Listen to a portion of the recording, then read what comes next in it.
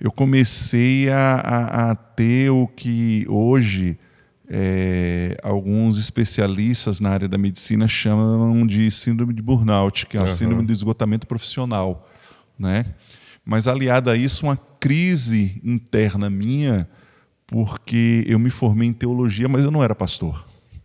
Eu fui ordenado ao ministério pastoral, mas eu não era pastor.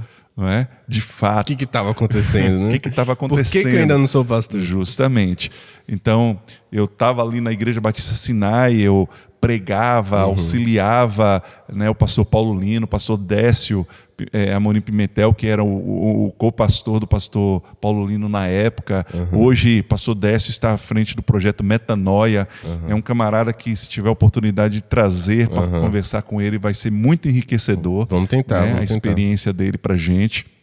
E eu entrei em uma crise, porque eu olhava para um lado, olhava para o outro, eu queria colocar aquilo que eu aprendi, aquilo que estava no meu coração, em prática, mas não podia porque eu não era o pastor da igreja, né?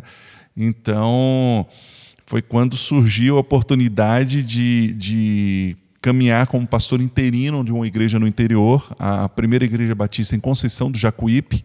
Né? Eu tive uma primeira experiência com esses irmãos, não é? E isso mais ou menos ali no ano de 2005, 2006. Eu já formado, tinha me formado, sido ordenado em 2004, 14 de junho. Inclusive, no dia da minha ordenação, diante do trono, eu estava cantando em Salvador. Legal. Né? E aí, essa primeira experiência com essa igreja me deu assim um plus para que eu pudesse realmente tomar uma decisão.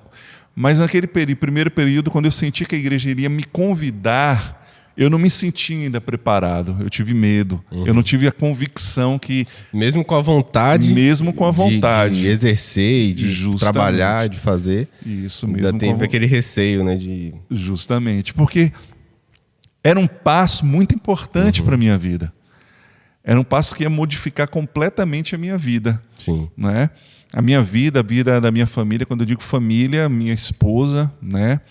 Nós já tínhamos já uma filha, Maria Isabel, e daí foi quando eu resolvi não aceitar. Eu comecei a orar para que não houvesse convite.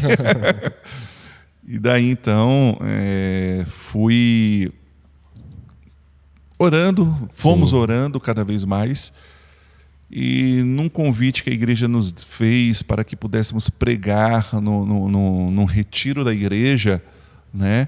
Nós passamos ali 3 dias, quase 4 dias, uma experiência muito profunda com Deus e com os irmãos, não é?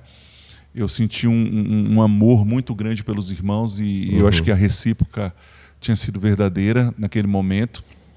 E quando a igreja finalmente me convidou, né, mandou uma carta para mim, eu pedi demissão da empresa, minha esposa pediu demissão do trabalho dela, né?